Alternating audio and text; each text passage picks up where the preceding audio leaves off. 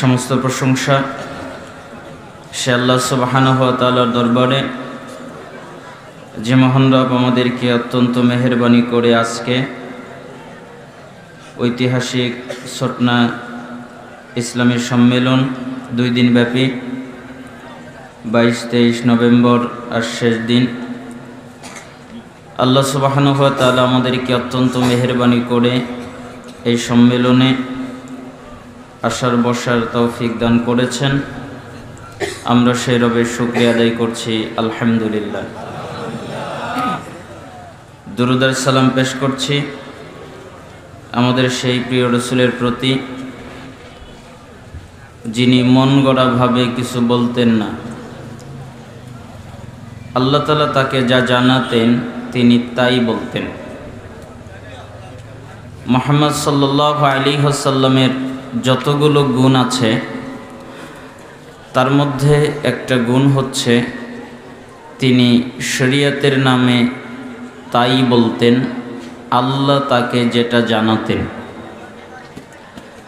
যার আনুগত্য করা, যার ইত্তেবা করা, যাকে মেনে চলা আমাদের জন্য জরুরি, অবশ্যই পালনীয় কর্তব্য, সেই প্রিয় রাসূলের প্রতি দুরূদ এবং সালাম পেশ করছি সাল্লাল্লাহু আলাইহি ওয়াসাল্লাম।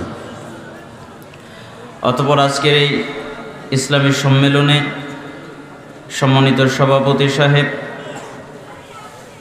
এবং এই সম্মেলনের সাথে আরও যারা জড়িয়ে আছেন এবং আপনারা যারা কষ্ট করে বিভিন্ন জায়গা থেকে কোরআন এবং সুন্নাহ থেকে আলোচনা শোনার জন্য এসেছেন, বসেছেন, আমি আপনাদের প্রত্যেকের জন্য দোয়া করছি, আল্লাহ সুবহানাহু ওয়া তাআলা আপনাদের উপরে শান্তি নাজিল করুন এবং আল্লাহ সুবহানাহু ওয়া তাআলা তার জান্নাতের জন্যে আপনাদেরকে কবুল করে নিন। আপনারা জানেন হাঁটা চলাচল করছেন, এটা কিন্তু মাজলিসের আদব নয়। রাসূল সাল্লাল্লাহু আলাইহি ওয়াসাল্লাম আল মুজামুল কাবীরের 639 এবং 641 দুটি নুসখায় দুটি নম্বরে উল্লেখ করেছেন, যারা দ্বীনি বৈঠকে যায়, যেখানে কোরআন থেকে আলোচনা করা হয়, হাদিস থেকে আলোচনা করা হয়, আল্লাহর কথা বলা হয়, রাসূলের কথা বলা হয়, এমন জায়গায় কেউ যদি যায়, অতঃপর যদি তারা বসে এবং মনোযোগ দিয়ে আলোচনা শোনে, মনোযোগ মানে বাদাম খায় না, বোট খায় না, কালাই খায় না, চা খায় না, পানি খায় না, কারোর সাথে কথা বলে না, নড়াচড়া করে না, হাঁটা চলাচল করে না, ওঠা বসা করে না, মনোযোগ দিয়ে তারা জ্ঞান অর্জন করে এবং তারা শেষ পর্যন্ত থাকে। রাসূল সাল্লাল্লাহু আলাইহি ওয়াসাল্লাম বলেন, আল্লাহ তাআলা বলেছেন, ক্বাদ গফারাল্লাহু লাকুম যুনুবাকুম, তাহলে তারা অতীত জীবনের যত পাপ করেছে আল্লাহ তাআলা তা মাফ করে দেন। অবুদ্দিলাত সাইয়্যাতিকুম হাসানাত, এবং তাদের পাপগুলোকে, অপরাধগুলোকে নেকিতে পরিণত করে দেওয়া হয়। তো আপনি যদি হাঁটা চলাচল করেন, এদিক সেদিক যান, তাহলে এই ফজিলত থেকে আপনি বঞ্চিত হয়ে যাবেন। ইসলামিক আলোচনায়, ইসলামী সম্মেলনে, ইসলামিক মজলিসে আসতে হয় জ্ঞান অর্জন করতে। কি অর্জন করতে? জ্ঞান। কাউকে দেখার জন্যে নয়, কারো ভক্ত হওয়ার জন্যে নয়।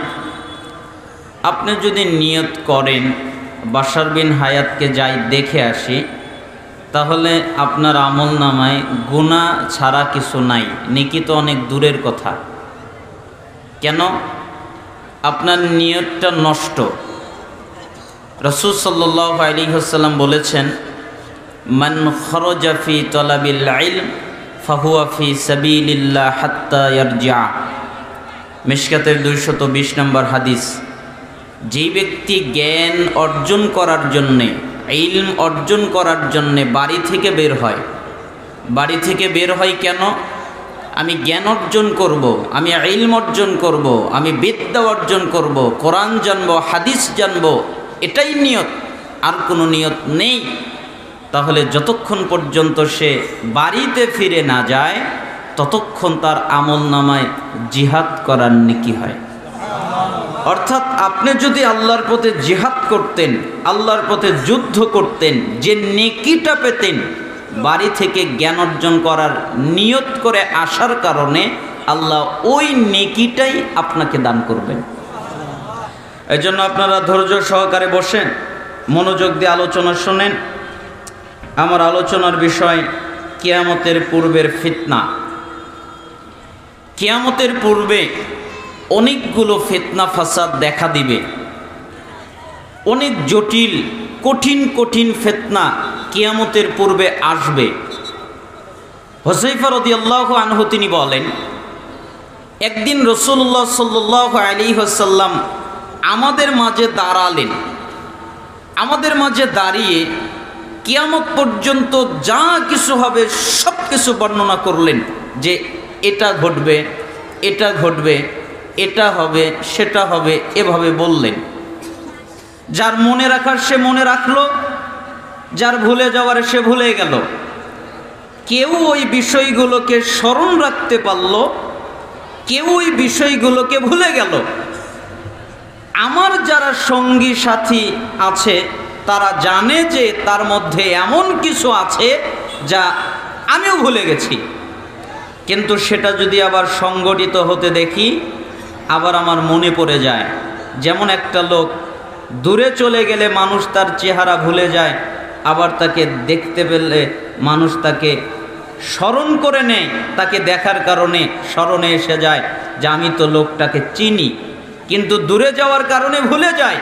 ঠিক আমি হুযায়ফা কিয়ামতের পূর্বে যতগুলো ফিতনা হবে এগুলো আল্লাহর নবী বলেছেন, আমি শুনেছি কিন্তু আমি ভুলে গেছি। ওই ফিতনা যদি আবার ঘটে আমি দেখলে আমার মনে পড়ে যায়। এই হাদিস দ্বারা বোঝা যায় কিয়ামতের পূর্বে অনেক ফিতনা ফাসাদ দেখা দিবে। কিয়ামতের পূর্বে অনেকগুলো ফিতনার একটা জরুরি ফিতনা হচ্ছে, প্রত্যেকটা পরবর্তী যুগ আগের যুগের চেয়ে খারাপ হবে। আপনি যতই বলেন না কেন আজকের যুগ ভালো আছে, আগের যুগটা খারাপ ছিল, এরকম কখনো ঘটবে না। প্রত্যেকটা যুগ পরবর্তী যুগ তার চেয়ে আরো খারাপ হবে, জঘন্য হবে, নোংরা হবে। দিন যতদিন গড়াবে, দিন যতদিন যাবে, ঠিক তত মানুষ অধঃপতনের দিকে অগ্রসর হবে, ভালোর দিকে তারা দেখতে পারবে না। এজন্যই অনেক দিন আগে আমাকে একজন বলেছিল এখন দেশ ভালোভাবে চলবে, দেশের অবস্থা এখন সুন্দর হবে। আমি বলেছিলাম কখনো নয়, আল্লাহর নবী বলেছেন প্রত্যেকটা পরবর্তী যুগ খারাপ হবে। এখন একরকম দেখছেন, কদিন গেলে আপনি বুঝতে পারবেন পরিস্থিতি খারাপ হয় কিভাবে। এখন বোঝা যাবে না, পরবর্তীতে বোঝা যাবে। হাজ্জাজ বিন ইউসুফের যেই নির্যাতন এবং যেই জুলুম তিনি যে করেছিলেন সাহাবীদের উপরে, সাহাবীরা আনাস ইবনে মালিক রাদিয়াল্লাহু আনহুর কাছে এসে বললেন, আমাদের উপরে হাজ্জাজ ইবনে ইউসুফ জুলুম করে, অত্যাচার করে, নির্যাতন করে, আপনি কি আমাদেরকে তাদের বিরুদ্ধে বিদ্রোহ করার অথবা তার বিরুদ্ধে কিছু বলার অথবা তার বিরুদ্ধে কোনো কথা বলার অথবা তার বিরুদ্ধে প্রতিরোধ করার অথবা তার বিরুদ্ধে জিহাদ করার আপনি কি অনুমতি আমাদেরকে দেবেন? আনাস ইবনে মালিক রাদিয়াল্লাহু আনহু একটা কথা বললেন, ইসবিরু, তোমরা ধৈর্য ধারণ করো, তোমরা সবর করো, তোমরা ধৈর্য ধরো। প্রত্যেকটা পরবর্তী যুগ এই যুগের চেয়ে খারাপ হবে, এ কথা তোমার নবী বলেছেন, যতদিন পর্যন্ত আল্লাহর সাথে সাক্ষাৎ না হবে। অতএব আল্লাহর সাথে সাক্ষাৎ হওয়ার আগ পর্যন্ত যুগ খারাপ হতেই থাকবে। এখন যেরকম আছে 10 বছর পরে আরো খারাপ হবে, তার 10 বছর পরে আরো খারাপ হবে, তার 10 বছর পরে আরো খারাপ হবে। দিন যত যাবে তত পৃথিবী খারাপের দিকে অগ্রসর হতে থাকবে, কিয়ামতের দিকে অগ্রসর হতে থাকবে। তাই প্রত্যেকটা পরবর্তী যুগ খারাপ হতে থাকবে।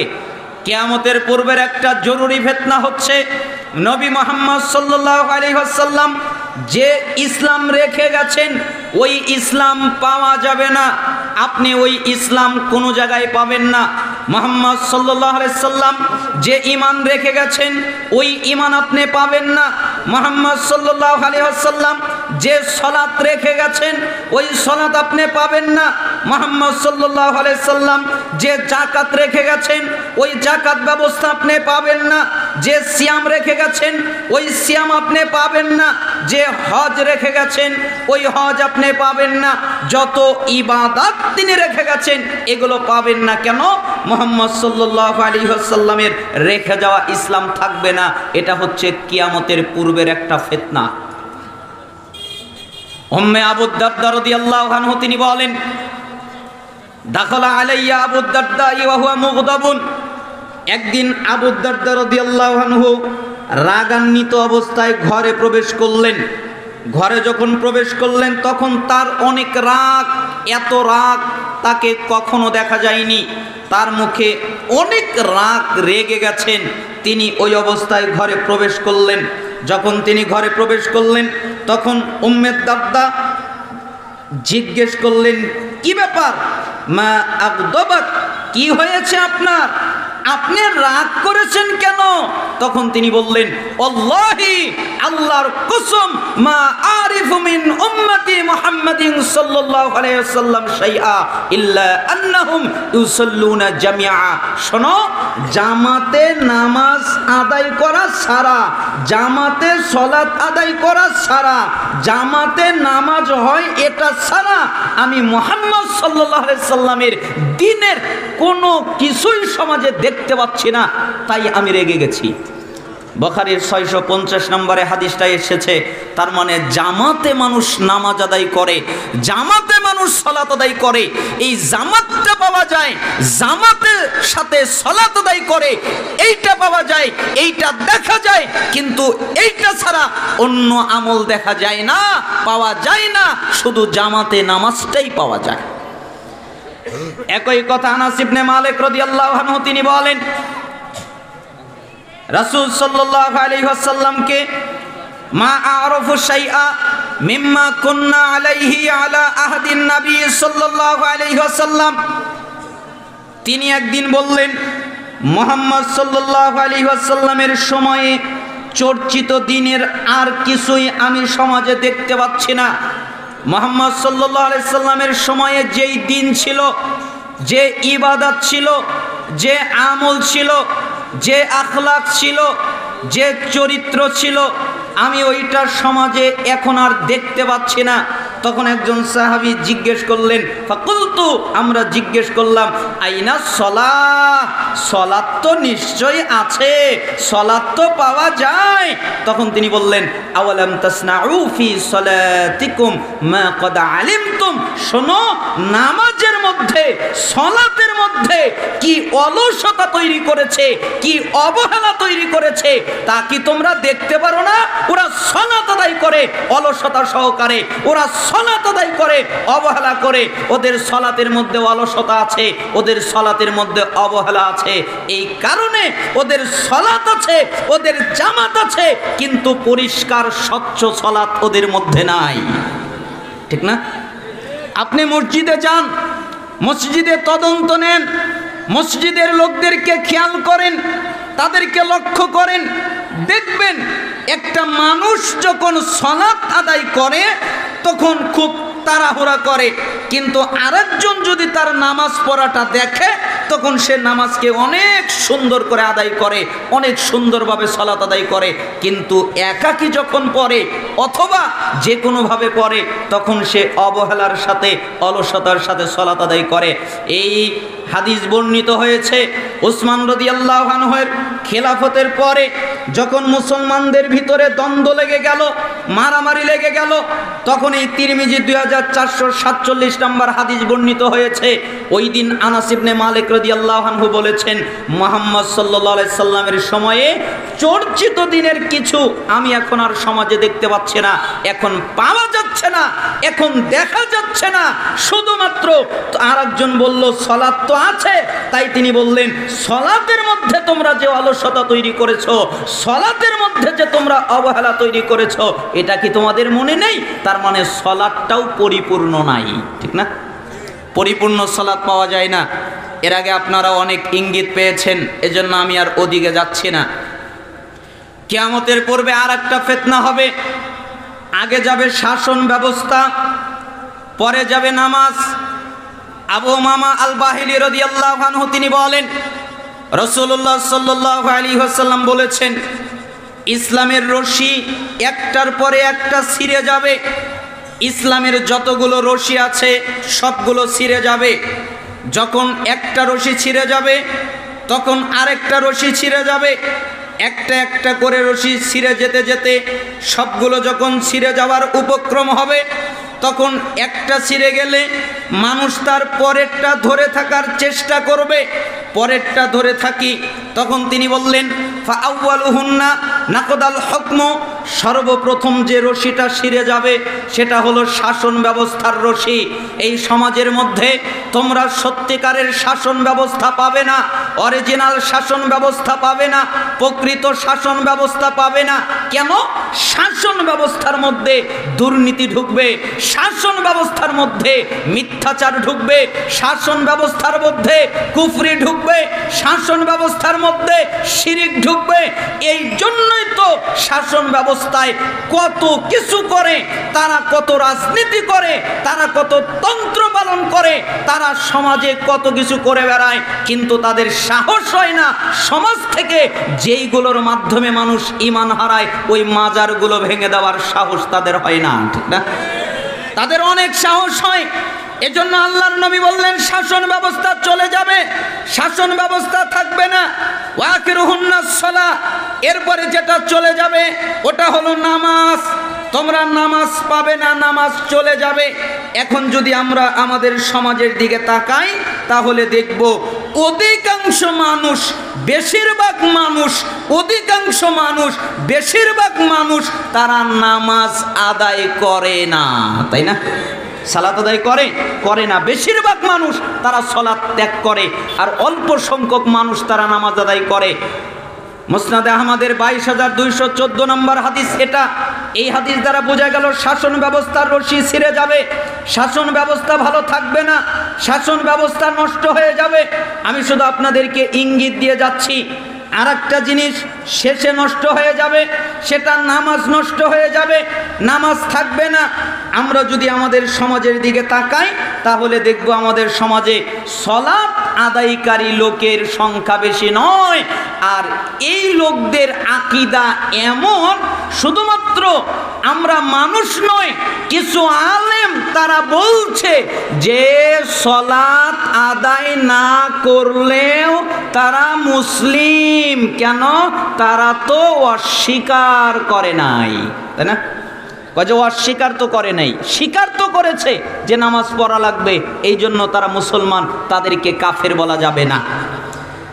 আমার প্রশ্ন হলো, আল্লাহর নবী কোন হাদিসে বলেছেন যারা সালাত অস্বীকার করবে তারা কাফের? অথবা আল্লাহর নবীর সাহাবীরা কোন বাক্যে বলেছেন যারা সালাত অস্বীকার করবে তারা কাফের? অথবা সাহাবীদের পরবর্তী প্রজন্ম তাবিরা তারা কোন বাক্যে বলেছেন যারা সালাত অস্বীকার করবে তারা কাফের? আল্লাহ বলেননি, আল্লাহর নবী বলেননি, আল্লাহর নবীর সাহাবী বলেননি, তাবিরা বলেননি, মুজতাহিদ ইমামগণ বলেননি।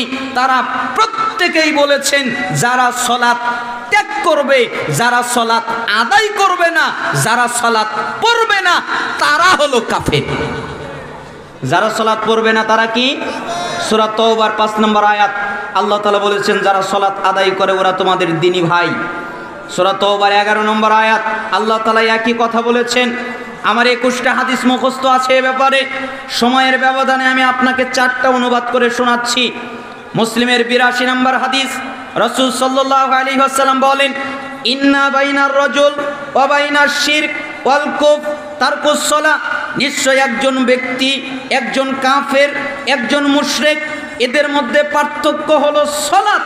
যে ব্যক্তি সালাত আদায় করে সে হলো ঈমানদার, যে ব্যক্তি সালাত আদায় করে না সে হলো কাফের।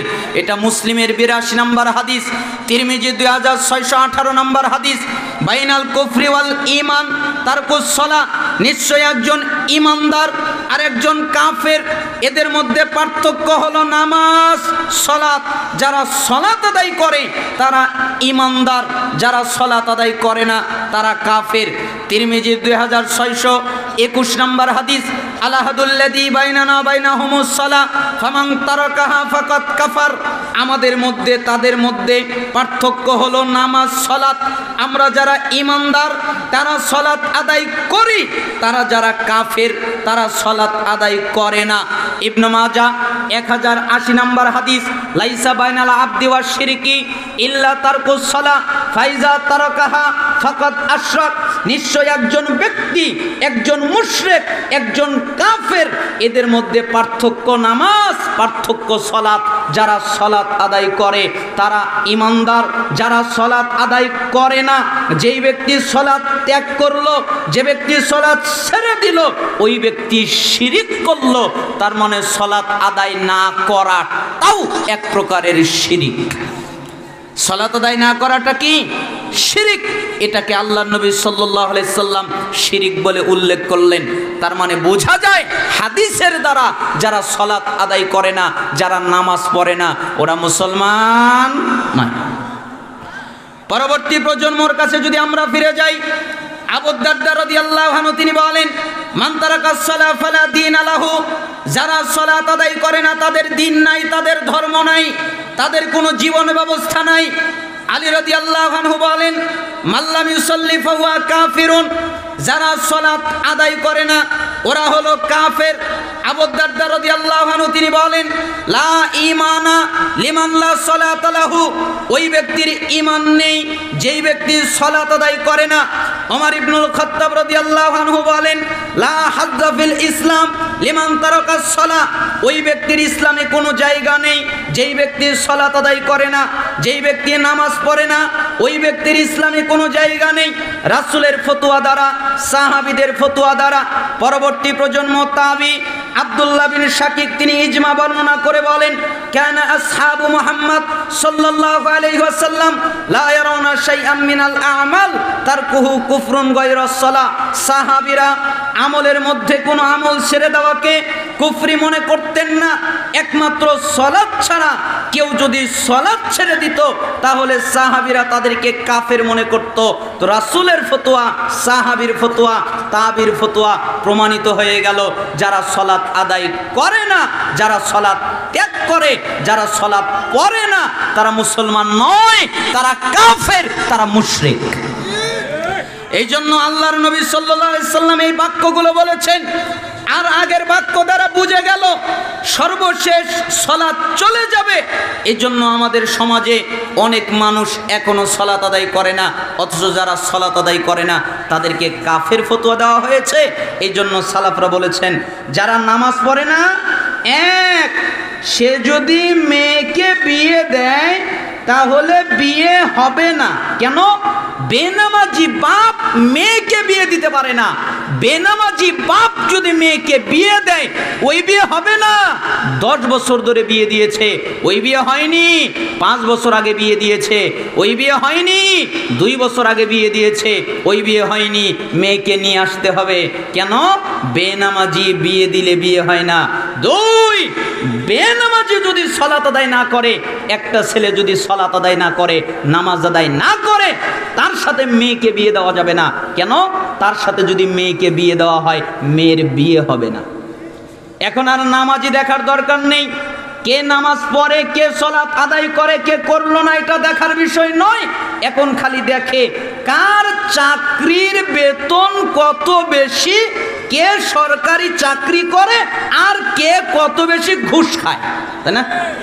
যার টাকা বেশি, যার অর্থ বেশি, যার সম্পদ বেশি, তার সাথে মেয়েকে বিয়ে দেওয়ার জন্য তারা লাগিয়ে দেয়। কিন্তু নামাজি লোক তারা খোঁজার চেষ্টা করে না। এই জন্য আমাকে মাঝে মধ্যে মানুষেরা বলে যে ভালো ছেলে কোথায় পাবো? আমি বলি ভালো ছেলে কোনো ইউনিভার্সিটিতে পাওয়া যায় না, ভালো ছেলে কোনো বিশ্ববিদ্যালয়ে পাওয়া যায় না। ভালো ছেলে পেতে চাইলে সকালবেলা মসজিদে ফজরের জামাতে সালাত আদায় করতে যেতে হবে। এরপরে ওই সালাতের মধ্যে যেই ছেলেরা জামাতের সাথে সালাত আদায় করে ওরাই হলো যুগের ভালো সন্তান।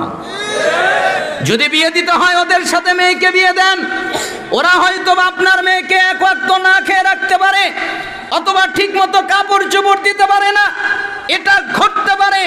কিন্তু ওই ছেলে আপনার মেয়ের উপরে জীবনে কোনোদিন জুলুম করবে না, অত্যাচার করবে না, নির্যাতন করবে না। কেন? আল্লাহকে ভয় করে, তার হৃদয়ের ভিতরে আল্লাহর ভয় আছে, তার কলিজার মধ্যে আল্লাহর ভয় আছে। তাই আমি আপনাকে বললাম বেনামাজি ছেলের সাথে মেয়েকে বিয়ে দেওয়া যাবে না, বিয়ে হবে না। আবার বেনামাজি মেয়েকেও বিয়ে করানো যাবে না, তাহলে বিয়ে হবে না। এজন্য সালাফরা বলেছেন স্বামী সালাত আদায় করে, স্ত্রী সালাত আদায় করে না। স্ত্রী সালাত আদায় করে, স্বামী সালাত আদায় করে না। একজন সালাত আদায় করে, আরেকজন সালাত আদায় করে না। এদের মধ্যে বিবাহ বিচ্ছিন্ন করে দিতে হবে, তাদেরকে পৃথক করে দিতে হবে। কেন? আল্লাহ তাআলা সূরা মুমতাহিনার 10 নম্বর আয়াত দ্বারা প্রমাণিত করেছেন এদেরকে পৃথক করে দাও। আর সালাফরা বলেছেন স্বামী সালাত আদায় করে, স্ত্রী সালাত আদায় করে না। স্ত্রী সালাত আদায় করে, স্বামী সালাত আদায় করে না। এদের মধ্যে যে তালাক হয় ওই তালাকের নাম অটো তালাক। কি তালাক? অটো তালাক। কেন? এমনিই পড়ে, 1 তালাক, 2 তালাক, 3 তালাক, এটা বলা লাগে না, খালি নামাজ পড়ে নাই তাই তাদের তালাক হয়ে যায়। অতএব আমি আপনাকে বুঝাচ্ছিলাম যারা সালাত আদায় করে না তারা কত খারাপ। যে ব্যক্তি সালাত আদায় করে না সে যদি কোনো পশু জবে করে, মুরগি জবে করে, খাসি জবে করে, গরু জবে করে, অথবা হালাল কোনো প্রাণী জবে করে, তার জবেকৃত গোশত খাওয়া যাবে না। আপনি বাজারে গিয়েছেন, মুরগি কিনেছেন, ওই দোকানদার ছেলে আপনার মুরগিটা জবে করে দিয়েছে, আপনি একবারও তদন্ত করলেন না। আপনি বললেন ছেলে তো বিসমিল্লাহ বলেছে, আপনি তদন্ত করলেন না। ও বিসমিল্লাহ একবার কেন, 1 কোটি বার যদি বিসমিল্লাহ বলে আর যদি সালাত আদায় না করে, তার জবকৃত গোশত ওই রকম হারাম যেরকম সুদ হারাম, যেরকম মদ হারাম, যেরকম শুকুর হারাম। ঠিক বেনামাজি যদি জবে করে ওর জবকৃত গোশত খাওয়া ওই রকমই হারাম। আপনি ওটা খেতে পারেন না, তাহলে বেনামাজি কত খারাপ। যারা সালাত আদায় করে না তারা যদি মারা যায় তাদের জন্য কাফনের কাপড় কেনা জায়েজ নেই, তাদেরকে কাফনের কাপড় পরানো জায়েজ নেই, তাদেরকে গোসল দেওয়া জায়েজ নেই। গোসল একবার কেন, 1 কোটি বার যদি গোসল দেওয়া হয় ও কোনোদিন পবিত্র হবে না। ওকে যদি সাবানের মধ্যে চুবিয়ে রাখা হয় তাও পবিত্র হবে না। বেনামাজি যদি মারা যায় মুসলমানের কবরস্থানে ওকে দাফন করা যায় না। ওকে কবরে রাখার সময় বিসমিল্লাহি ওয়া আলা মিল্লাতি রাসূলিল্লাহ এই বাক্য পাঠ করা যায় না। কোন সালাফরা মজা করে বলেছেন যদি পড়তেই হয় তাহলে বলবে বিসমিল্লাহি ওয়া আলা মিল্লাতি ইবলিস, আমি তোকে ইবলিসের মিল্লাতে রাখলাম। কেন? সারা জীবন তুই ইবলিসকে মানতি, তাই ইবলিসের মিল্লাতে তোকে রাখলাম, তুই রাসূলের মিল্লাতে থাকার উপযুক্ত নয়। যারা সালাত আদায় করে না তাদের জানাজা নেই, তাদের কেউ জানাজা করতে পারবে না, তাদের জন্য রহমতের দোয়া করতে পারবে না, তাদের জন্য মাগফিরাতের দোয়া করতে পারবে না। আল্লাহর নবী তার মায়ের জন্য দোয়া করতে চায়, আল্লাহ অনুমতি দেয়নি। আল্লাহর নবী তার বাপের জন্য দোয়া করতে পারে না, আল্লাহর নবী তার চাচার জন্য দোয়া করতে পারে না, আল্লাহর নবী তার মায়ের জন্য দোয়া করতে পারে না। আপনার বাপ যদি বেনামাজি হয়, আপনার মা যদি বেনামাজি হয়, আপনার ভাই যদি বেনামাজি হয়, আপনার সন্তান যদি বেনামাজি হয়, আপনার স্ত্রী যদি বেনামাজি হয়, যেই বেনামাজি হোক না কেন তার জানাজা আপনি পড়তে পারবেন না। যদি আপনি তার জানাজা পড়েন তাহলে আপনার আমলনামায় টাটকা গুনাহ হবে। আপনি কেন জানাজা পড়লেন? এই জন্য আল্লাহর নবী বললেন সালাত চলে যাবে, এটা সর্বশেষ চলে যাবে। এজন্য আমি আপনাদেরকে ইঙ্গিত দিয়ে বোঝালাম আপনারা সালাত অন্তত ছাড়বেন না। রাজি আছেন? সালাত আদায় করবেন, রাজি আছেন? কে কে? লিল্লাহি তাকবীর। আল্লাহকে বলেন আল্লাহ আমরা আর নামাজ ছেড়ে দিব না। আল্লাহ তাআলা আপনাদের কবুল করুন। হাত নামান। সালাত আদায় করতেই হবে। দাঁড়িয়ে সালাত আদায় করতে হয়, দাঁড়িয়ে পারেন না বসে পড়বেন, বসে সালাত আদায় করতে পারেন না শুয়ে পড়বেন, শুয়ে সালাত আদায় করতে পারেন না আঙ্গুলের ইশারায় পড়বেন, ইশারায় সালাত আদায় করতে পারেন না মনে মনে সালাত আদায় করবেন। সালাত আদায় করতেই হবে। সালাত আদায় করার জন্য পবিত্রতা লাগে, পবিত্রতার পানি নেই, অজুর পানি নেই, তায়াম্মুম করে সালাত আদায় করবেন। তায়াম্মুমের মাটি নেই, বিনা অজুতে বিনা তায়াম্মুমে সালাত আদায় করবেন। সালাত আদায় করতে ভালো পোশাক লাগে, ভালো পোশাক নেই, সেরা পোশাক পরে সালাত আদায় করবেন। সেরা পোশাক নেই, নোংরা পোশাক পরে সালাত আদায় করবেন। নোংরা পোশাক নেই, উলঙ্গ হয়ে সালাত আদায় করবেন। সালাত আদায় করতেই হবে। এই জন্য আল্লাহ নবী সাল্লাল্লাহু আলাইহি সাল্লাম বললেন, সর্বপ্রথম শাসন ব্যবস্থা যাবে, এরপরে নামাজ যাবে। কিয়ামতের পূর্বের ভয়ঙ্কর ফিতনার আর একটা ফিতনা হলো মুমিনদের সংখ্যা কমে যাবে। আবু হুরায়রা রাদিয়াল্লাহু আনহু তিনি বলেন, রাসূলুল্লাহ সাল্লাল্লাহু আলাইহি ওয়াসাল্লাম বলেছেন, বাদাল ইসলামু গরীবান ওয়া সায়াউদু কামা বাদা গরীবান ফাতুবা লিল গুরাবা। শোনো, ইসলাম শুরু হয়েছে অল্প কিছু লোকের মাধ্যমে, অল্প কিছু লোকের মাধ্যমে ইসলাম শুরু হয়েছে। আবার এই অল্প কিছু লোকের মধ্যে ইসলামটা ফিরে যাবে। ইসলামটা অল্প কিছু লোকের মাধ্যম দিয়ে শুরু হয়েছে, আবার অল্প কিছু লোকের মধ্যে ফিরে যাবে। তার মানে বেশিরভাগ মানুষ ইসলাম ফলো করেনি, অল্প কিছু মানুষ ইসলাম গ্রহণ করেছে, এরপরে ছড়িয়ে গেছে, তারপরে আবার সংকুচিত হয়ে যাবে, আবার অল্প কিছু মানুষের মধ্যে ইসলাম এসে যাবে। এই অল্প কিছু সংখ্যক লোকেদের জন্যই হচ্ছে জান্নাতের সুসংবাদ। মিশকাতের 159 নম্বর হাদিস। তার মানে আমি আপনাকে বোঝাতে চাইলাম, মুমিনের সংখ্যা কমে যাবে, কাফেরের সংখ্যা বেড়ে যাবে, মুনাফিকের সংখ্যা বেড়ে যাবে, ফাসিকের সংখ্যা বেড়ে যাবে, মুমিনের সংখ্যা কমে যাবে। এটা হলো কিয়ামতের পূর্বের আরেকটি ফিতনা। কিয়ামতের পূর্বের আরেকটি ফিতনা আছে, সেই ফিতনা হলো মানুষ দলাদলি করবে। নাকি দলাদলি করে না? করে না? আমি মাঝে মধ্যে বলি যে ঐক্যের আয়াত দিয়ে অনৈক্য হয় কেমনে? কেন ঐক্যের আয়াত? ওই যে সবাই বলে ওয়াতাসিমু বিহাবলিল্লাহি জামিআও ওয়ালা তাফাররাকু, তোমরা আল্লাহর রশিকে শক্ত করে আঁকড়ে ধরো, পরস্পরে বিচ্ছিন্ন হয়ো না। এটা ঐক্যের আয়াত না? প্রত্যেকটা দল এ আয়াত বলে, প্রত্যেকটা আমির এ আয়াত বলে, প্রত্যেকটা সংগঠন এ আয়াত বলে, প্রত্যেকটা পীর এ আয়াত বলে, প্রত্যেকটা দল এ আয়াত বলে। তা আমি মাঝে মধ্যে বলি, সবচেয়ে নির্যাতিত হলো এই সূরা আলে ইমরানের 103 নম্বর আয়াত, সবচেয়ে নির্যাতিত। মানে এত নির্যাতন আর কোনো আয়াতের উপরে হয় নাই, এই আয়াতের উপরে হয়েছে। কেন? সবাই এই আয়াত দিয়ে ঐক্যবদ্ধ করে। আচ্ছা আপনারা বলেন তো, এই আয়াত দিয়ে কি ঐক্যবদ্ধ হচ্ছে নাকি আরো বিভক্ত হচ্ছে? আরো বিভক্ত হচ্ছে। যে আয়াত দ্বারা ব্যাখ্যা করে সেই বলে যে আপনারা সবাই ঐক্যবদ্ধ হন। কিভাবে? আমার তরিকায় আসেন, আমার দলে আসেন, আমারটা মেনে নেন, আমারটা গ্রহণ করেন, আমার তরিকা ফলো করেন, আমার আমিরকে মানেন, আমার নেতাকে মানেন, আমার শাসককে মানেন। এই কথা বলে প্রত্যেকে এই আয়াতের উপরে নির্যাতন করে। আমি ভাবছিলাম আল্লাহর নবী সাল্লাল্লাহু আলাইহি সাল্লামের উপরে তো এই আয়াত নাজিল হয়েছে। আমি ভাবলাম যে আয়াত তো রাসূলের উপরে নাজিল হয়েছে, তাহলে তো তিনি অবশ্যই এর ব্যাখ্যা করেছেন। না আপনারা কি মনে করেন? ব্যাখ্যা করেন নাই? তাহলে তার ব্যাখ্যাটার প্রয়োজন, তিনি কি ব্যাখ্যা করলেন তাহলে ওইটা জানি, তাহলেই তো আমাদের অনৈক্য শেষ হয়ে যায়। আমি সৈয়দ তারগিব ওয়াত তারহিবের 39 নম্বরে একটা হাদিস পেয়ে গেলাম। রাসূল সাল্লাল্লাহু আলাইহি সাল্লাম বলেন, আলাইসা তাশহাদুনা আন লা ইলাহা ইল্লাল্লাহ ওয়াহদাহু লা শারীকা লা ওয়া আন্নী রাসূলুল্লাহ ওয়া আন্নাল কুরআনা জাআ মিন ইনদিল্লাহ। হে সাহাবীরা, তোমরা কি সাক্ষ্য দাও না এই কোরআন আল্লাহ ছাড়া সত্যিকার কোনো ইলাহ নেই, আল্লাহ একমাত্র ইলাহ, সত্যিকারের ইলাহ, তিনি এক অদ্বিতীয়, তিনি ছাড়া আর সত্যিকারের কোনো ইলাহ নাই। তোমরা কি এই সাক্ষ্য দাও না? আমরা বললাম জি, আমরা এই সাক্ষ্য দেই। আচ্ছা তোমরা কি বলো না আমি আল্লাহর রসুল? সাহাবীরা বললেন জি আমরা বলি। আপনি আল্লাহর রসুল?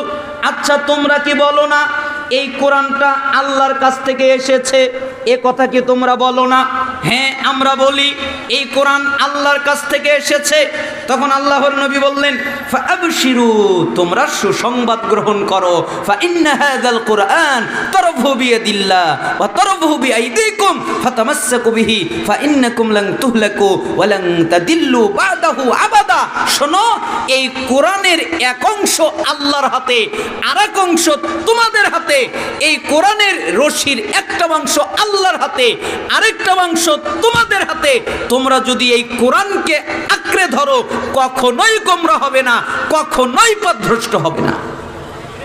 বলেন তো আল্লাহর নবী কি আঁকড়ে ধরতে বলেছেন? কোরআন। তাহলে ওয়াতাসিমু বিহাবলিল্লাহি জামিআ ওয়া লা তাফাররাকু, তোমরা আল্লাহর রশিকে শক্ত করে আঁকড়ে ধরো। এর অর্থ হলো তোমরা কোরআনকে শক্ত করে আঁকড়ে ধরো। কিন্তু আমরা কি বানিয়েছি? আমিরকে শক্ত করে আঁকড়ে ধরো, অলিকে শক্ত করে আঁকড়ে ধরো, ওই ব্যক্তিকে শক্ত করে আঁকড়ে ধরো, তমুক ব্যক্তিকে শক্ত করে আঁকড়ে ধরো। আমরা এটা বানিয়েছি। অথচ উচিত ছিল আল্লাহর কোরআনকে শক্ত করে আঁকড়ে ধরা। কেন? আপনি যদি আল্লাহর কোরআনকে শক্ত করে আঁকড়ে ধরেন, তাহলে কখনো গোমরা হবেন না, কখনো পথভ্রষ্ট হবেন না। ইরবাদ বিন সারিয়া রাদিয়াল্লাহু আনহু তিনি একটা হাদিস উল্লেখ করেছেন। তিনি বলেন, ওয়াদানা রাসূলুল্লাহ সাল্লাল্লাহু আলাইহি ওয়াসাল্লাম মাওয়াইদাতান ওয়াজিলাত মিনহাল কুলুব ওয়া যারাফাত মিনহাল উয়ুন ফাকুলনা ইয়া রাসূলুল্লাহ কান্নাহা মাওয়াইদাতু মুআদ্দিন ফাআউসিনা। আল্লাহর নবীর সাহাবী ইরবাদ বিন সারিয়া বলেন, একদিন আল্লাহর নবী ফজরের পরে আমাদের মধ্যে বের হয়ে আসলেন। এরপরে তিনি আমাদের সামনে আলোচনা করলেন, আমাদের সামনে কথা বললেন।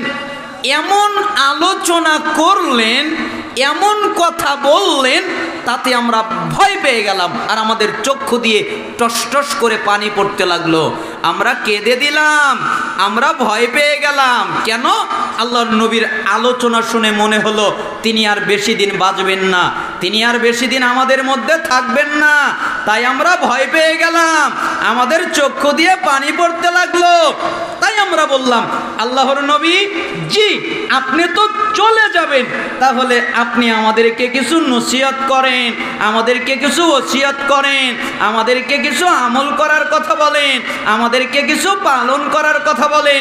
তখন মুহাম্মদ সাল্লাল্লাহু আলাইহি সাল্লাম বললেন, শোনো, উসিকুম বিতাকওয়াল্লাহ, আমি তোমাদেরকে আল্লাহকে ভয় করার উপদেশ দিচ্ছি। কাকে ভয় করার উপদেশ? আল্লাহকে। কেন এ কথা বললেন? তিনি তো চাইলে অন্য কথা বলতে পারতেন, আরো কথা বলতে পারতেন, আরো কিছু জানাতে পারতেন, কিন্তু তিনি না বলে কথা কেন বললেন?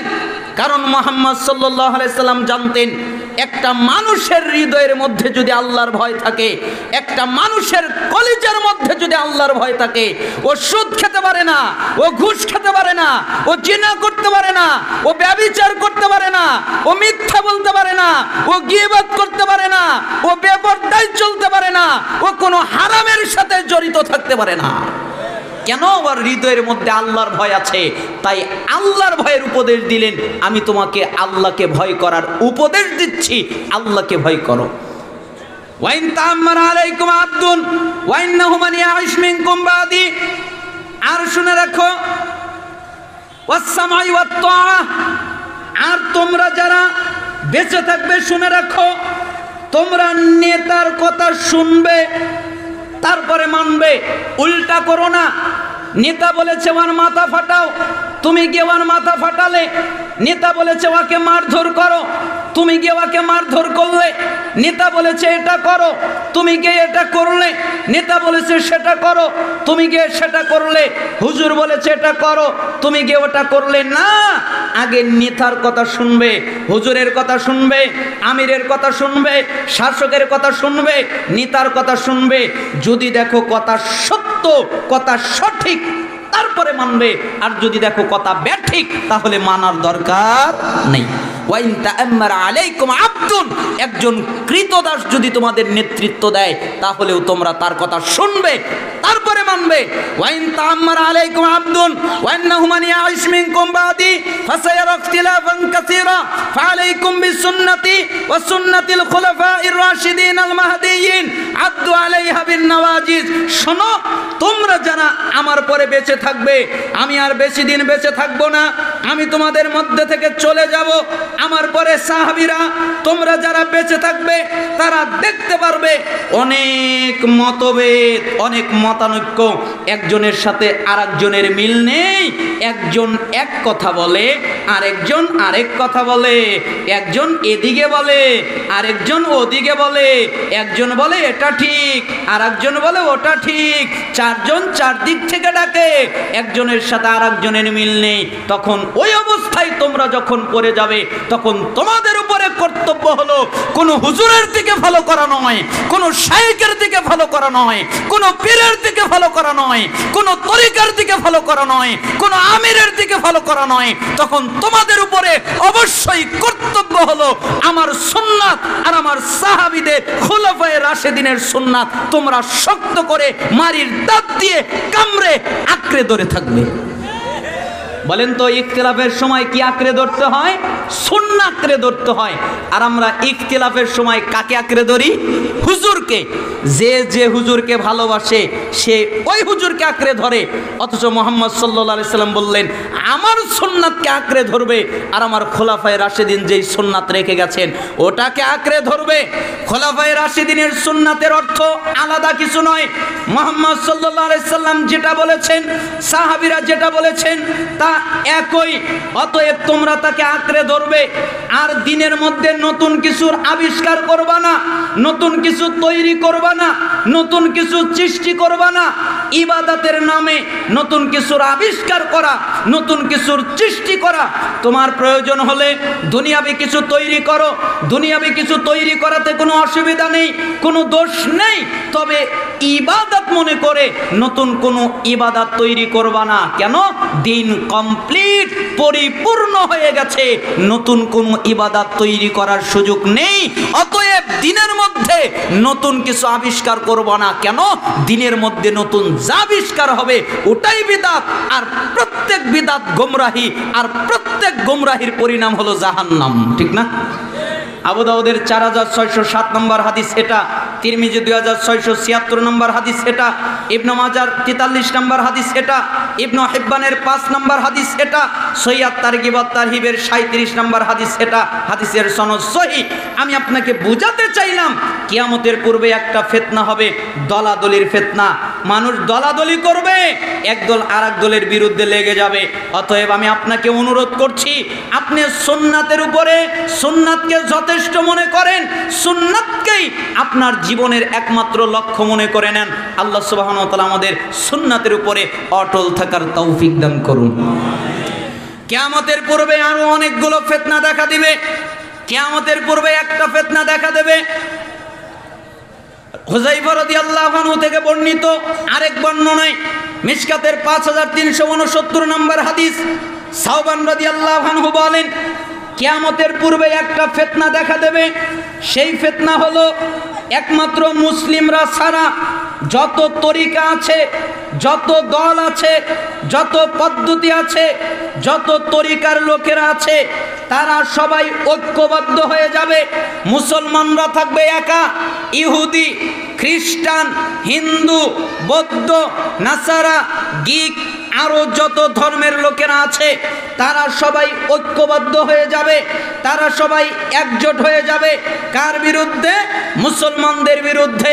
সাওবান রাদিয়াল্লাহু আনহু বলেন, রাসূল সাল্লাল্লাহু আলাইহি ওয়াসাল্লাম বলেছেন, ইসলাম বিদ্বেষী লোকেরা তারা ঐক্যবদ্ধ হবে। যেরকম তোমরা মানুষকে দাওয়াত দাও, এরপরে দস্তরখানার দিকে সবাই ঐক্যবদ্ধ হয়ে যায়, খাবার খাওয়ার জন্য একজোট হয়ে যায়, ঠিক পৃথিবীর সমস্ত মানুষ তোমাদের মুসলিমদের বিরুদ্ধে ঐক্যজোট হয়ে যাবে, ঐক্যবদ্ধ হয়ে যাবে।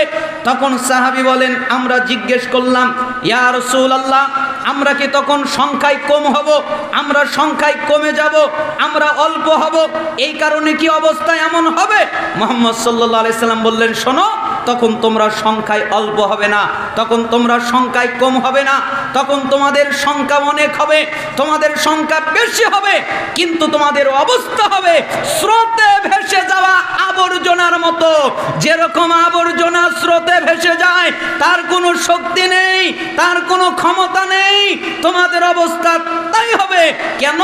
আল্লাহ তোমাদের কলিজার মধ্যে ওহন ঢুকিয়ে দিবেন। ওহন কি? হুব্বুদ দুনিয়া ওয়া কারাহিয়াতুল মাউত, দুনিয়ার প্রতি ভালোবাসা, মৃত্যুকে অপছন্দ করা।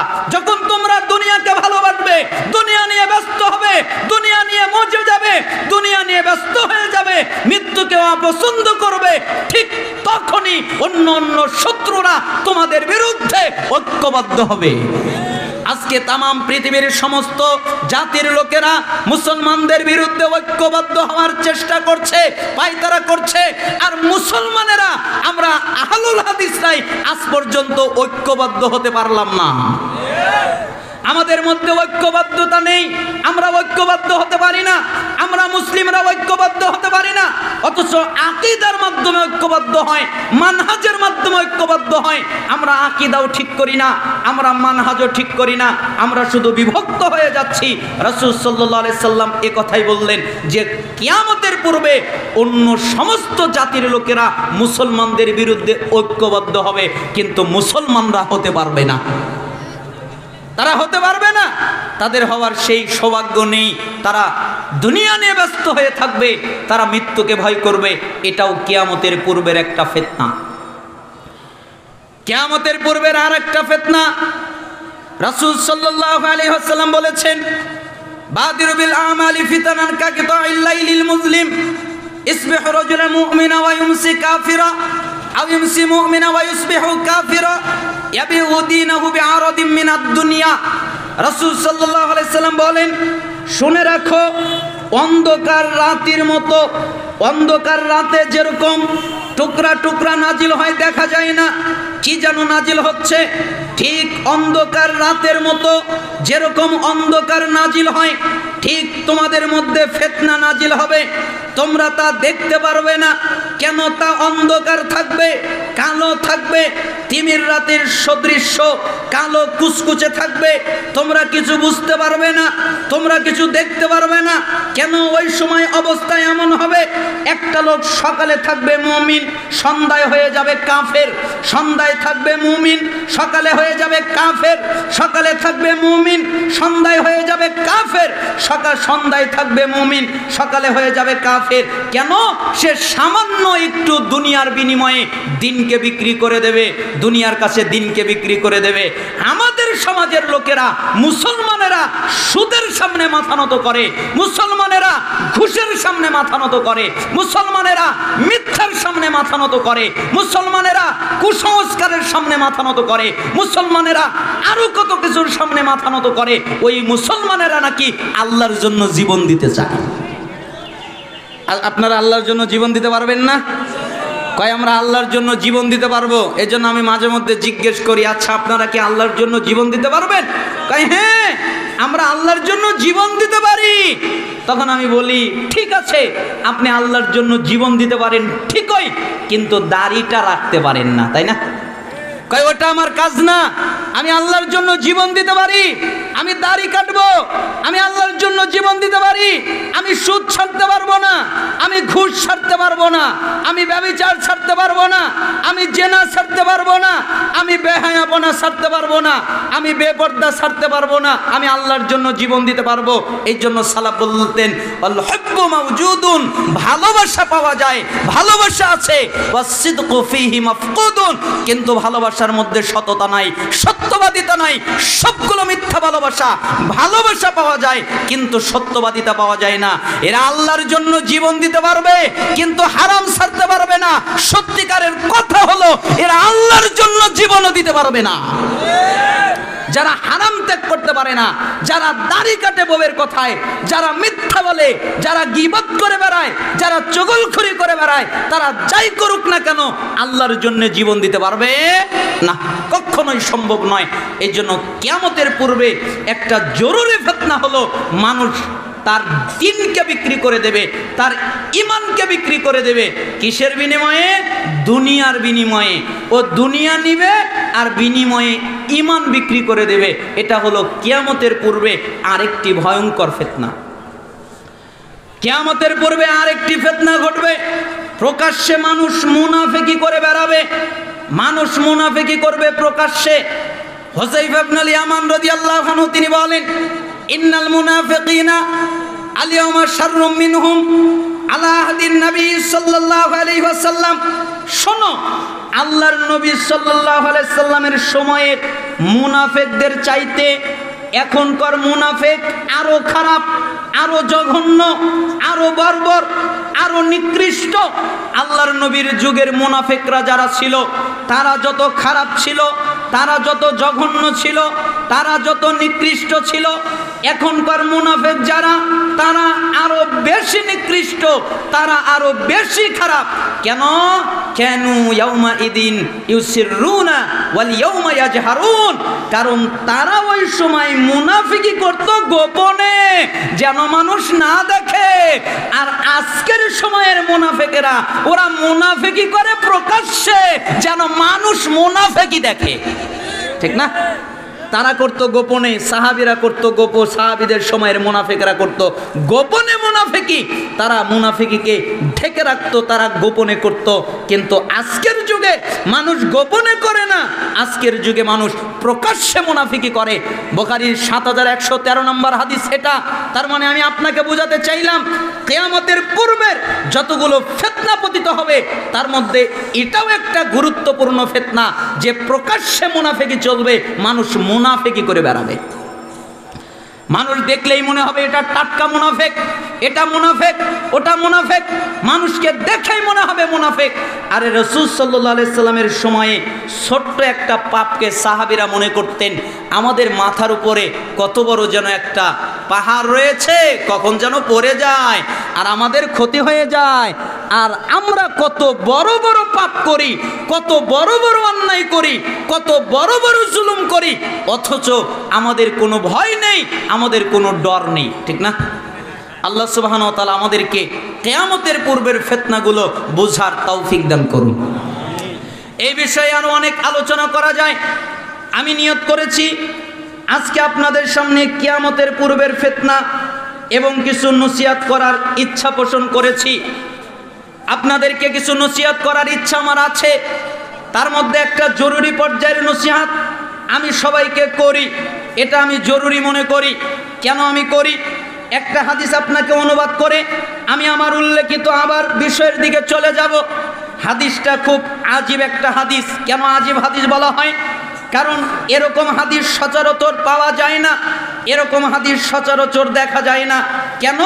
কারণ মুহাম্মদ সাল্লাল্লাহু আলাইহি সাল্লাম প্রত্যেকটা হাদিসের মধ্যে সাহাবীদেরকে ইঙ্গিত করেছেন, সাহাবীরা জি তোমরা এই আমলটা করো, আমার উম্মতেরা তোমরা এই আমলটা করো। কিন্তু মুহাম্মদ সাল্লাল্লাহু আলাইহি ওয়াসাল্লাম এই হাদিসের মধ্যে কোনো সাহাবীকে ইঙ্গিত করেননি, কোনো উম্মতকে ইঙ্গিত করেননি। স্বয়ং জিবরাইল আমিন আল্লাহর নবীকে ইঙ্গিত করলেন। সাহল ইবনে সাদ তিনি বলেন, যা জিবরিল আলাইহিস সালাম ইলান নবী সাল্লাল্লাহু আলাইহি ওয়াসাল্লাম। একদিন জিবরাইল আমিন আল্লাহর নবীর কাছে আসলেন। এরপরে আল্লাহর নবীকে বললেন, আল্লাহর নবী জি আমি আপনাকে কিছু কথা বলবো, আমি আপনাকে কিছু ওসিয়াত করব, আমি আপনাকে কিছু নসিহত করব, আমি আপনাকে কিছু পালন করার কথা বলবো। আপনি কি ওসিয়াতটা শুনবেন? আপনি কি নসিহতটা শুনবেন? আপনি কি তা পালন করবেন? মুহাম্মদ সাল্লাল্লাহু আলাইহি সাল্লাম বললেন, হ্যাঁ জিবরাইল আমিন আপনি যা বলবেন আমি তা পালন করব, আপনি যা বলবেন আমি তা গ্রহণ করব, আপনি যা বলবেন আমি তা শুনব। আপনি কি বলার প্রয়োজন আছে আমাকে বলেন। তখন জিবরাইল আমিন মুহাম্মদ সাল্লাল্লাহু আলাইহি সাল্লামকে বললেন, ইয়া মুহাম্মদ, হে মুহাম্মদ, ইসমা শিতা ফা ইন্নাকা মাইতুন। শোনেন, আপনি যতদিন খুশি জীবন যাপন করেন, কিন্তু মনে রাখেন আপনি মারা যাবেন। বলেন তো কি হবে? মারা যাবে। কে মারা যাবে? মুহাম্মদ সাল্লাল্লাহু আলাইহি সাল্লাম। আর আমাদের দেশের এক শ্রেণীর লোকের আকীদা হলো যে আল্লাহর নবী মরে নাই, তাই না? আকীদা কয় আল্লাহর নবী মরে নাই। আর এই হাদিসের মধ্যে বলা হচ্ছে, হে নবী আপনি মারা যাবেন। মুহাম্মদ সাল্লাল্লাহু আলাইহি ওয়াসাল্লাম যার থাকার অনুমতি ছিল পৃথিবীতে, তিনি পৃথিবীতে থাকতে পারেননি। অতএব কারো পক্ষে সম্ভব নয় পৃথিবীতে টিকে থাকা। যাকে অনুমতি দেওয়া হয়েছিল আপনি ইচ্ছা করলে পৃথিবীতে থাকতে পারেন, আপনি ইচ্ছা করলে চলে যেতে পারেন, তবে আল্লাহ আপনার জন্য অপেক্ষা করছেন। মুহাম্মদ সাল্লাল্লাহু আলাইহি সাল্লাম বললেন, আমি আল্লাহর কাছে চলে যেতে রাজি আছি। আল্লাহর কাছে চলে গেলেন, মৃত্যুবরণ করলেন। সেই মুহাম্মদ সাল্লাল্লাহু আলাইহি সাল্লাম তিনি দুনিয়ায় থাকতে পারেননি, অতএব কারো পক্ষে দুনিয়ায় থাকা সম্ভব নয়। সবচেয়ে দামি কথা, সবচেয়ে বাস্তব কথা, সবচেয়ে সত্য কথা, আস্তিক বলেন, নাস্তিক বলেন, মুরতাদ বলেন, ইহুদি বলেন, খ্রিস্টান বলেন, গ্রিক বলেন, হিন্দু বলেন, অগ্নিপূজক বলেন, অথবা যত ধর্মের লোকেরা আছে, অথবা যত জাতির লোকেরা আছে, যত ধর্মের লোকেরা আছে, তারা যদি পৃথিবীর সব কিছুকে অস্বীকার করে, একটা জিনিস কেউ অস্বীকার করতে পারে না, সেটার নাম হলো মৃত্যু। তাই না? মৃত্যুকে কি কেউ অস্বীকার করতে পারে? কখনোই নয়, কারণ মৃত্যু হবেই। এই জন্য আপনার এত দাপট কিসের? আপনার এত ক্ষমতা কিসের? আপনার দাপটের কারণে আপনার চেয়ারে কেউ বসতে পারে না, আপনার ক্ষমতার কারণে আপনার ঘরে কেউ ঢুকতে পারে না, আপনার দাপটের কারণে আপনার শরীরের পোশাক কেউ ছুঁতে পারে না, আপনার আসবাবপত্র কেউ ছুঁতে পারে না, আপনারটা কেউ নিতে পারে না।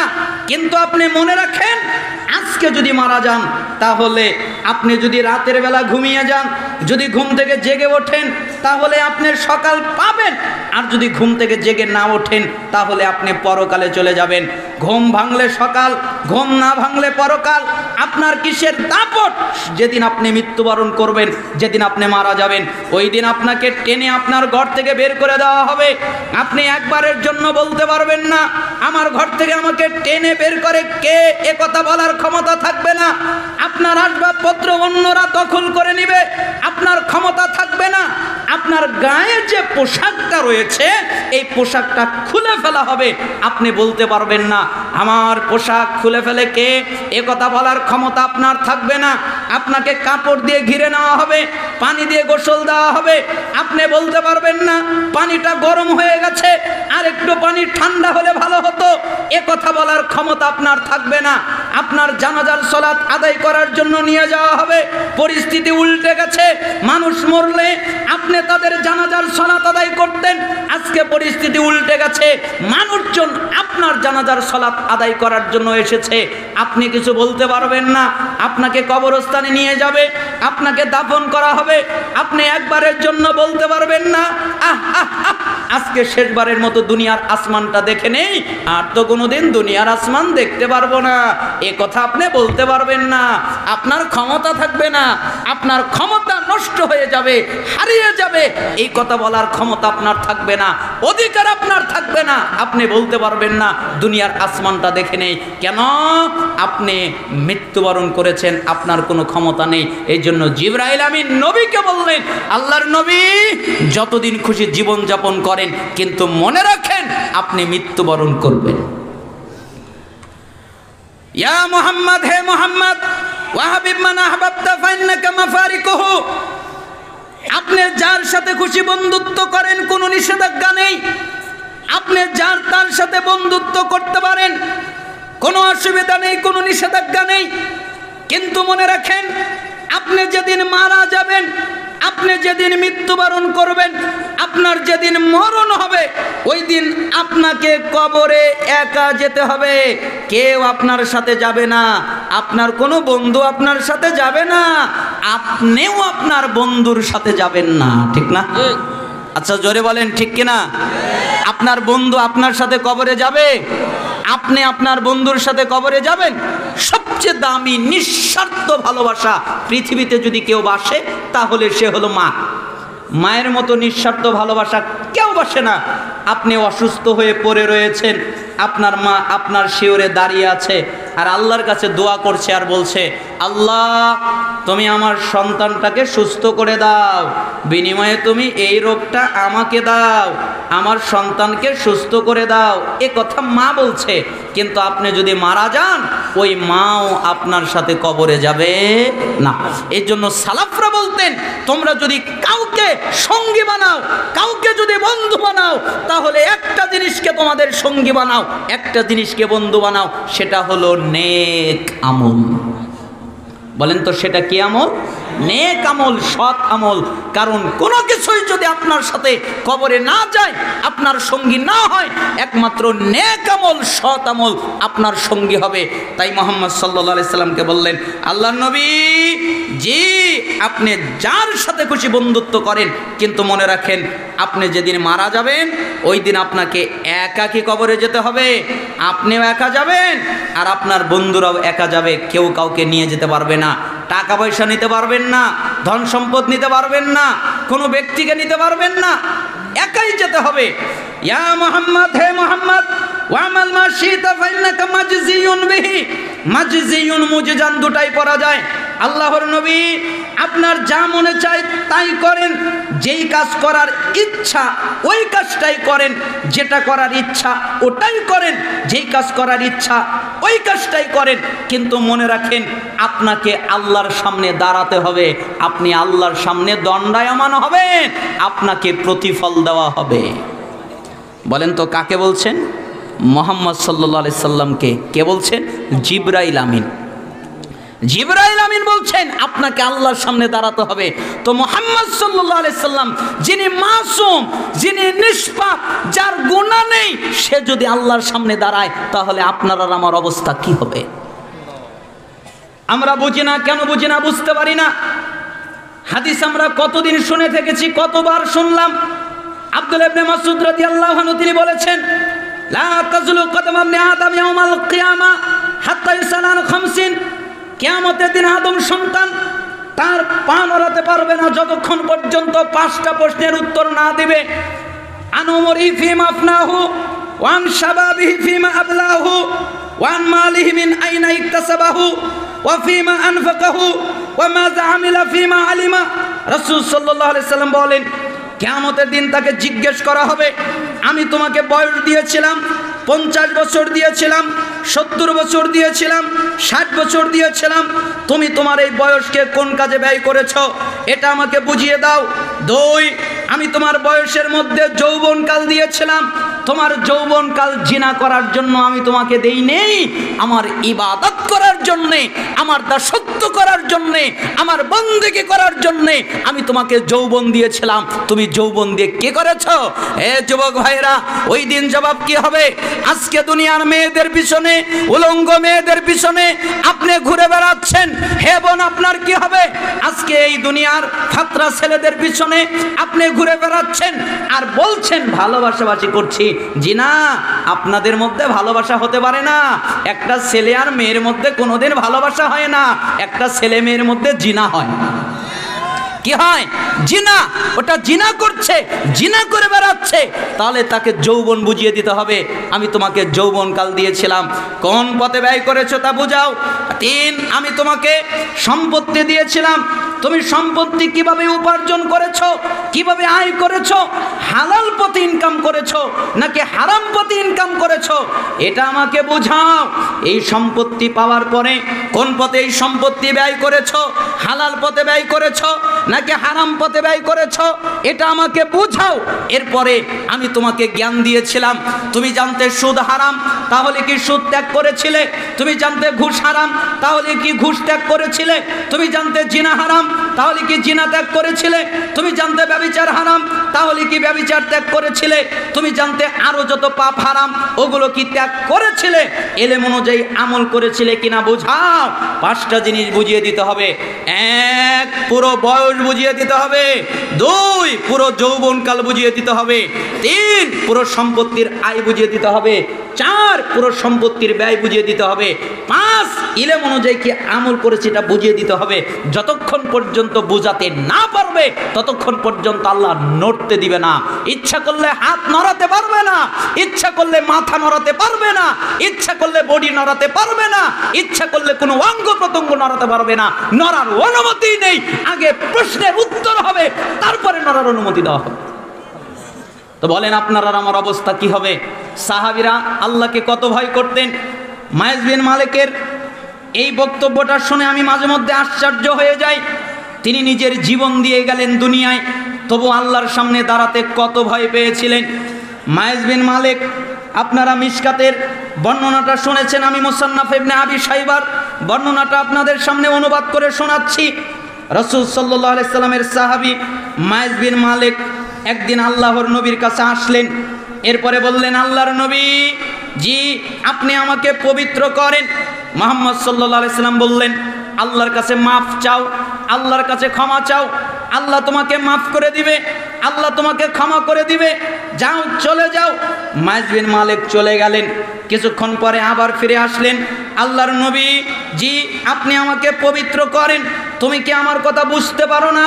আল্লাহর কাছে মাফ চাও, আল্লাহর কাছে ক্ষমা চাও, আল্লাহ মাফ করবে, ক্ষমা করবে। মাইজ বিন মালিক চলে গেলেন। কিছুক্ষণ পরে আবার ফিরে আসলেন, আল্লাহর নবী জি, আপনি আমাকে পবিত্র করেন না, তুমি কি আমার কথা বুঝতে পারো না? আল্লাহর কাছে মাফ চাও, আল্লাহর কাছে ক্ষমা চাও, আল্লাহ মাফ করে দিবে, আল্লাহ ক্ষমা করে দিবে। চলে গেলেন। চতুর্থবার আবার আসলেন, আল্লাহর নবী জি, আপনি আমাকে পবিত্র করেন। এবার মুহাম্মদ সাল্লাল্লাহু আলাইহি সাল্লাম রেগে গেলেন। রেগে গিয়ে সাহাবীদেরকে বললেন, সাহাবীরা জি, মায়েস কি পাগল নাকি? আমার কথা বোঝে না? আমি ওকে বলছি আল্লাহর কাছে মাফ চাও, আমাকে বলে পবিত্র করেন। আমি ওকে বলছি আল্লাহ মাফ করে দিবে, আমাকে বলেন পবিত্র করেন। ও কি বোঝে না? ও কি পাগল নাকি? সাহাবীরা বললেন, আল্লাহর নবী ও পাগল নয়। ও বুঝেছি বুঝেছি, মায়ে যে মনে হয় মদ পান করেছে, এই জন্য বিবেকটা হারিয়ে গেছে, তাই আমার কথা বুঝতে পারতেছে না।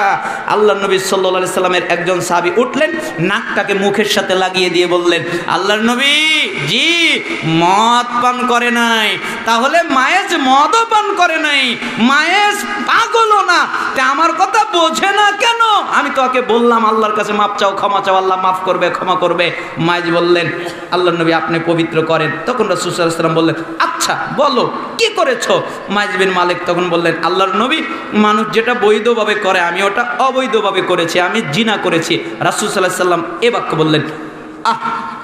মিশকাতে এই শব্দটা নেই, মুসান্নাফ ইবনে আবি শাইবায় অতিরিক্ত এই শব্দটা এসেছে। ইস, কতই না ভালো হতো আমাকে যদি না জানাতে। আমি তোমাকে বললাম আল্লাহর কাছে মাপ চাও, ক্ষমা চাও, তুমি না করে আমাকে জানিয়ে ফেললে, কতই না ভালো হতো আমাকে যদি না জানাতে। জানা হয়ে গেছে, এখন বিচার হবে। মায়েজ এ সাহাবীরা জি, মায়েজ বিন মালিককে মাটিতে গাড়ো, পাথর মেরে মেরে তাকে রক্তাক্ত করে মেরে ফেলে দাও, তাকে হত্যা করে ফেলে দাও। মায়েজ বিন মালিক মৃত্যুবরণ করতে রাজি ছিলেন, তিনি দুনিয়া থেকে চলে গেলেন। রক্ত লেগে সাহাবীদের গায়ে লেগে গেল, তাই সাহাবীরা অভিশাপ করা শুরু করলেন। তখন রাসূল সাল্লাল্লাহু আলাইহি সাল্লাম সাহাবীদেরকে বললেন, সাহাবীরা জি, এই মাইজ বিন মালিক যেই তওবা করেছে, এই তওবা तमाम পৃথিবীর সমস্ত মানুষের মধ্যে যদি বন্টন করে দেওয়া হয়, পৃথিবীর মানুষের তওবা লাগবে না, মায়েজের এক তওবা দিয়ে পৃথিবীর মানুষ মুক্তি পেয়ে যাবে। তুমি কি মনে করেছো এটা মায়েজের তওবা? মায়েজ আল্লাহর সামনে দাঁড়াতে ভয় পেত। আমি জিনা করেছি, আল্লাহর সামনে কিভাবে দাঁড়াবো? আমি পাপ করেছি, আল্লাহর সামনে কিভাবে দাঁড়াবো? অতএব আমার দুনিয়ায় বিচার হয়ে যাক, যেন আল্লাহর সামনে আমাকে দাঁড়াতে না হয়, এটা মায়েজের ভয়। অতএব আমি আপনাকে বোঝাতে চাচ্ছিলাম, আল্লাহর সামনে দাঁড়াতে ভয় পান, তাই জিবরাইল আমিন মুহাম্মদ সাল্লাল্লাহু আলাইহি সাল্লামকে বললেন, আল্লাহর নবী আপনি যা খুশি তাই করেন। আল্লাহর নবীর সাথে তার খারাপ বাক্য লাগাতে পারি না, তাই আমাদের দিকে টেনে নিয়ে এসে বলতে পারি, আব্দুল্লাহ ইচ্ছা করলে চুরি করো, ইচ্ছা করলে ডাকাতি করো, ইচ্ছা করলে সুদ খাও, ইচ্ছা করলে ঘুষ খাও, ইচ্ছা করলে জিনা করো, ইচ্ছা করলে ব্যভিচার করো, ইচ্ছা করলে মিথ্যা বলো, ইচ্ছা করলে গীবাত করো, আরো যত পাপ আছে সব করো, কিন্তু মনে রাখো একদিন তোমাকে আল্লাহর সামনে দাঁড়াতে হবে, অতএব সাবধান। আচ্ছা, আপনারা কি মনে করেন দাঁড়াতে হবে না হবে না? আরো জোরে বলেন, দাঁড়াতে হবে না হবে না? যেহেতু দাঁড়াতে হবে, অতএব সাবধান। ঘুষের সাথে কোনো সম্পর্ক নেই, সুদের সাথে কোনো সম্পর্ক নেই, হারামের সাথে কোনো সম্পর্ক নেই, মিথ্যার সাথে কোনো সম্পর্ক নেই, গীবাতের সাথে কোনো সম্পর্ক নেই, আরেকজনের চরিত্র নষ্ট করার সাথে কোনো সম্পর্ক নেই, আরেকজনের মান সম্মানে আঘাত করার সাথে কোনো সম্পর্ক নেই, ঠিক না? আপনারা তো জানেন, মুসলিমের একটা হাদিস এসেছে, 2564 নম্বর হাদিস। এত চমৎকার হাদিস, আমি মাঝে মধ্যে পড়ি আর বলি, এত চমৎকার কথা মুহাম্মদ সাল্লাল্লাহু আলাইহি সাল্লাম উম্মতকে দিলেন, আর উম্মত এই হাদিস অনুযায়ী নিজেরা চলতে পারলো না। যেখানে আবু হুরায়রা রাদিয়াল্লাহু আনহু বললেন, মুসলমানদের একটা সৌন্দর্য তিনি বর্ণনা করছেন। রাসূল সাল্লাল্লাহু আলাইহি সাল্লাম বলেন, লা তাহাসাদু, তোমরা পরস্পরে হিংসা করো না, ওয়ালা তানাজাসু, একজনের মধ্যে গিয়ে আর একজন দালালি করে দাম বাড়াইয়া দিও না। ওয়ালা তাবাগাদু, তোমরা নিজেদের মধ্যে বিদ্বেষ রেখো না। ওয়ালা তাদাবারু, তোমরা কেউ কারো পিছনে নিও না, পিছু পিছু গিয়ে পিছনে নিয়ে তার দোষ খোঁজার চেষ্টা করো না। ওয়ালা ইয়াবি বাদুকুম আলা বাইবাত, তোমরা কারো কেনা বেচার সময় আগ বেড়ে কোনো কিছু কিনতে যাও না। কেন? তোমার ভাই একটা জিনিস কিনছে, তুমিও যদি ওই জিনিসটা কেনো তাহলে তোমার ভাই কষ্ট পেয়ে যাবে, তুমি এই কাজটা করো না। ওয়াকুনু ইবাদাল্লাহি ইখওয়ানা, তোমরা সবাই আল্লাহর বান্দা, ভাই ভাই হয়ে যাও। আল মুসলিম আখুল মুসলিম, মুসলমান মুসলমানের ভাই। লা ইয়াজলিমুহু, মুসলমান মুসলমানের উপরে জুলুম করতে পারে না। ওয়ালা ইয়াখযুলুহু, মুসলমান মুসলমানকে তুচ্ছ তাচ্ছিল্য করে সহায় সম্বলহীনভাবে ছেড়ে দিতে পারে না। ওয়ালা ইয়াকযুবুহু, মুসলমান মুসলমানের সাথে মিথ্যা বলতে পারে না। ওয়ালা ইয়াহকিরুহু, মুসলমান মুসলমানকে তুচ্ছ তাচ্ছিল্য করতে পারে না। আত-তাকওয়া হাহুনা ওয়া ইউশিরু ইলা সাদরিহি সালাসা মাররাতিন। এরপর রাসূল সাল্লাল্লাহু আলাইহি ওয়াসাল্লাম বললেন, তাকওয়া এখানে, তাকওয়া এখানে, তাকওয়া এখানে। এই কথা বলার পরে তিনি বললেন, বিহাসবি ইমরিইম মিনাশ শাররি আইয়াহকিরা আখাহুল মুসলিম, কুল্লুল মুসলিম আলাল মুসলিমি হারাম, দামুহু ওয়া মালুহু ওয়া ইরদুহু। প্রত্যেক মুসলমানের উপরে আরেক মুসলমানের, একটা মুসলমানের খারাপ হওয়ার জন্য এতটুকু যথেষ্ট। সে আরেকজন মুসলমানকে তুচ্ছ করে, তাচ্ছিল্য করে, লাঞ্ছিত করে, অপমানিত করে, এই মুসলমান খারাপ। প্রত্যেক মুসলমানের উপরে আরেক মুসলমানের জন্য হারাম।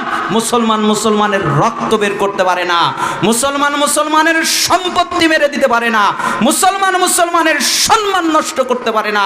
তার মানে আমি আপনাকে বোঝাচ্ছিলাম, আপনি এই পাপ করতে পারেন না। কেন? আপনাকে আল্লাহর সামনে দাঁড়াতে হবে, ঠিক না? অতএব জিবরাইল আমিন এরপরে বললেন, আল্লাহর নবী উপদেশ এখনো শেষ হয় নাই।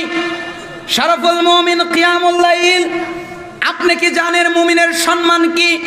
মুমিনের সম্মান হলো রাতে সালাত আদায় করা।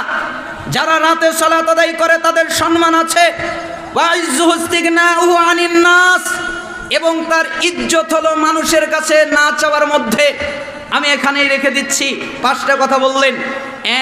1, আপনি যতদিন খুশি জীবন যাপন করেন, কিন্তু মনে রাখেন আপনি মৃত্যুবরণ করবেন। 2, আপনি যার সাথে খুশি বন্ধুত্ব করেন, কিন্তু মনে রাখেন আপনি তাকে ছেড়ে চলে যাবেন। 3, আপনি যা খুশি কাজ করেন, কিন্তু মনে রাখেন আপনাকে আল্লাহর সামনে দাঁড়াতে হবে। 4, আপনি যদি সম্মান চান তাহলে রাতে কিয়াম করবেন, সালাত আদায় করবেন। 5, আপনি যদি ইজ্জত চান তাহলে মানুষের কাছে কিছু না চেয়ে আল্লাহর কাছে চাইবেন। এই হাদিসটা শুআবুল ঈমান 10,058 নম্বরে এসেছে, কানজুল উম্মালের 21,388 নম্বরে এসেছে, মুস্তাদরেক হাকেমে 7,921 নম্বরে এসেছে, সিলসিলা সহিহায়ের 831 নম্বরে এসেছে। ইমাম হাকিম রহিমাহুল্লাহ এই হাদিসকে সহি বলেছেন, এবং ইমাম আলবানী রহিমাহুল্লাহ তিনিও এই হাদিসকে সহি বলেছেন। যাই হোক, আমরা বলছিলাম কিয়ামতের পূর্বের ফিতনার উপরে আলোচনা করছিলাম, আমরা কিছু নসিহত করলাম।